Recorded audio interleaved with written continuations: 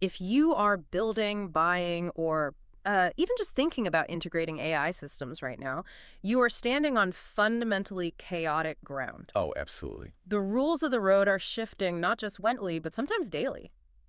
And for good reason. Well, yeah. We've seen a rapid-fire policy showdown in Washington with state governments clashing aggressively against the White House. Mm-hmm.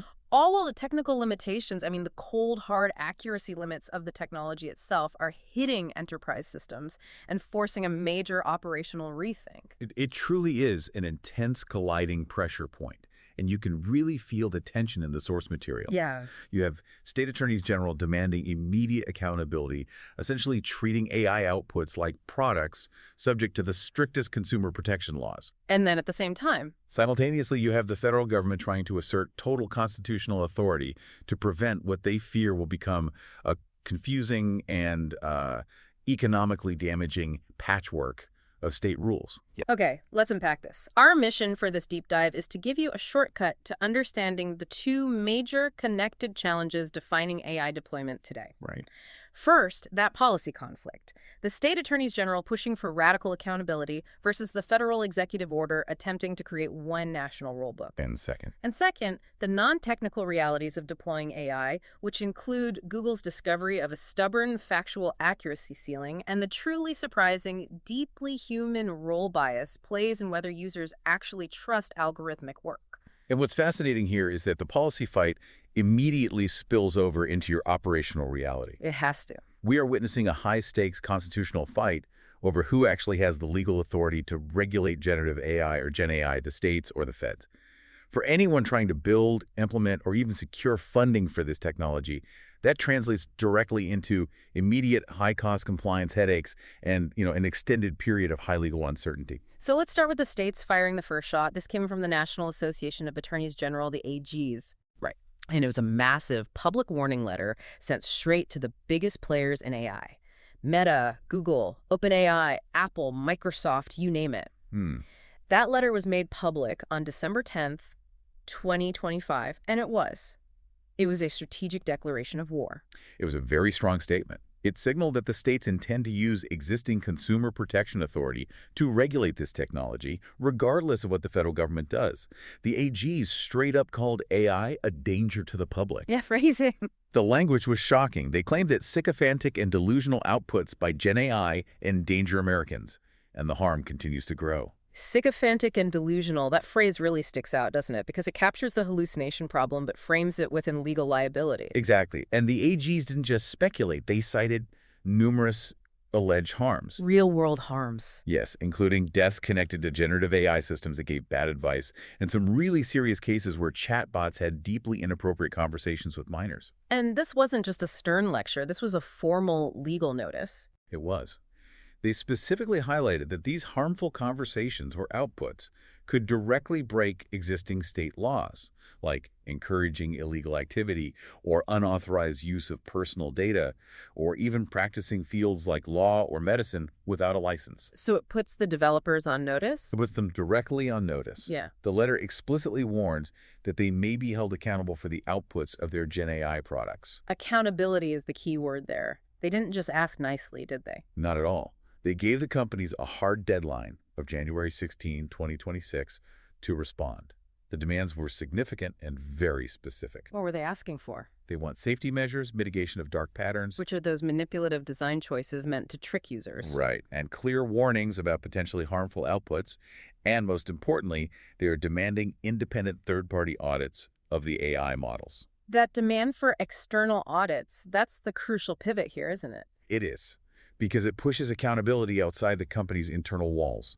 It creates a framework for external verification. It's also telling that our sources pointed out the lack of immediate response from Google, Apple, Meta, and OpenAI to their request for comment. They're clearly strategizing. Clearly. They're trying to figure out how to handle this state-level pressure, which is usually much harder for them to preempt. But they didn't have much time to strategize because the federal response landed almost immediately, and it was massive. Just 2 days later, on December 12, 2025, President Donald Trump signed an executive order titled Ensuring a National Policy Framework for Artificial Intelligence. This is the definitive federal pushback, and it's a high-stakes constitutional move. The goal of the EO is simple, to argue that AI should be regulated federally because it is inherently interstate commerce. So the White House is trying to stop that state patchwork of rules. Exactly, by trying to establish a single national framework that preempts the states. Preempts. For the listener who hasn't dealt with regulatory battles, can you quickly define what preemption means here? What mechanism is the federal government even using to assert that authority? Sure. Preemption is a legal doctrine where federal law basically supersedes state law when the two conflict, or when Congress, or in this case the executive branch, clearly intends to occupy the entire field. And the mechanism. The mechanism they're using here is the Commerce Clause of the Constitution. The argument is that since AI models are developed across state lines, often internationally, and they impact the entire national economy, they're fundamentally interstate commerce. And therefore? Therefore, only the federal government can create the comprehensive unified rules. And the EO didn't just ask for a framework. It gave federal agencies specific, really aggressive directives to challenge the state actions. Oh, absolutely. They are weaponizing the federal bureaucracy. How so? Within 30 days, the Department of Justice must set up a task force specifically to identify and challenge existing state AI laws. And critically, the Commerce Department was directed to compile a list of onerous state AI laws within 90 days. And that list isn't just advisory, right? It comes with some sharp financial incentives. It does. That assessment could dramatically affect a state's eligibility for critical federal funding, things like infrastructure or broadband grants. So they're using the power of the purse. They are. The federal government is essentially using money to enforce compliance with a single federal vision. It's a common tactic. You see it with highway speed limits, environmental standards, things like that. Plus, the order tells the FTC and the FCC to explore federal standards that could preempt or, override those existing state rules. The signal is incredibly clear. Washington, D.C. wants to centralize AI regulation authority, and they are prepared to fight the states to do it. The message to the states is, stand down. Here's where it gets really interesting for you, the person building or implementing this technology. Right. You have the states saying, you are endangering our citizens, and we will use our strict consumer protection laws against you. And you have the federal government saying, step aside, we have the sole authority here. So if this uncertainty goes to the Supreme Court, which a lot of experts are predicting, how does that change the calculus for a startup trying to raise Series A funding today? Does it just freeze everything? Yeah, does the timeline of litigation freeze innovation entirely? Well, the immediate fallout is catastrophic precisely because it creates that legal limbo we talked about. Legal experts almost universally agree that this move guarantees prolonged uncertainty and intense guaranteed court battles for years to come. And uncertainty is? It's kryptonite for innovation and investment. So the ambiguity doesn't decrease, it just shifts to a higher and much slower judicial level. Precisely. And this disproportionately hurts the smaller innovators and startups. Big tech, your Googles, Metas, Microsofts, they already have massive legal and compliance teams. These robust regulatory governance programs. Exactly. They can afford to wait out litigation and pay for shifting compliance programs. A startup, though, has to divert precious engineering time and capital to navigate requirements that might be invalidated in 6 months. That sounds like a massive barrier to entry. It is. Critics, including the head of U.S. policy at the Future of Life Institute, have argued that the EO is effectively a gift for Silicon Valley oligarchs. Why a gift? Because only the companies with billions in funding can absorb that risk and wait out the litigation. The regulatory chaos creates a protective moat around the established players. It becomes much harder for smaller competitors to challenge their market dominance. And for you, the listener, if you're trying to integrate this technology into your own business, that ambiguity creates massive practical hurdles far beyond just the legal department. Absolutely. Think about the risk profile. Legal ambiguity makes it much harder to sell AI products to risk-sensitive customers. So law firms, big financial institutions. Exactly. Healthcare organizations. That uncertainty dramatically increases sales cycles. It requires greater due diligence and often results in sharply increased insurance costs to cover potential liability. And what about trust? Well, that's the other thing. Regardless of how well the technology performs, the simple perception that AI is currently unregulated will inevitably reduce consumer trust, which is already a major barrier to adoption. That's the perfect transition because we've been focusing on the legal language of the AG's warning, specifically their concern about delusional outputs. Right. So let's pivot now and look at the operational reality of the systems they're trying to regulate, because the technical limits are justifying the regulators' fears. The regulatory environment is chaotic, sure, but the operational environment has its own rigid constraints, especially around accuracy. And we're talking about foundational limits here, not just temporary bugs. Exactly. Let's talk about Google's findings here, which really put a hard number on this operational reality. Google developed a metric called the FACT-CTS benchmark. Can you briefly explain what FACT-TS is actually measuring beyond just factual accuracy? Sure. FACT-TS stands for factual accuracy, credibility, trustworthiness, and specificity.